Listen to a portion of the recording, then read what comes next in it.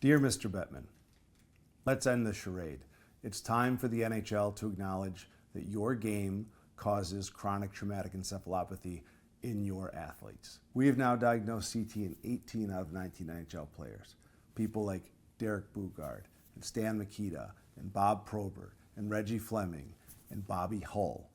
Legends of the game whose lives were impacted by this disease that started degenerating their brain from all those hits they took playing ice hockey, many of them in NHL rinks. When you first denied that your game caused CTE, there wasn't very much research on CTE. I'll acknowledge that. But since then, we have now shown worldwide this disease affects fewer than 1% of the population. But for professional ice hockey players, it's more than 90%. It's called a dose-response ratio. It's now been seen in boxing, football, ice hockey, and rugby. The more times you're hit in the head, the greater your risk of getting this disease. That science was enough for the NFL. That science was enough for the National Institutes of Health. Why is it not enough for the NHL?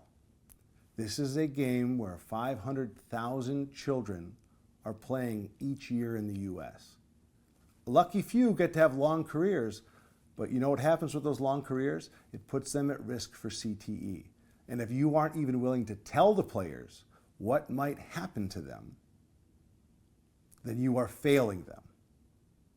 We don't need to prove any more hockey players have CTE, but you know what? We're going to, because the families keep calling us to donate the brains of their loved one, and the players keep calling us to asking for help. Please don't leave them out there suffering. At least tell them what might be coming. And if you're feeling charitable, help support research that might learn how to diagnose this in people and give them a chance for a cure in their lifetime.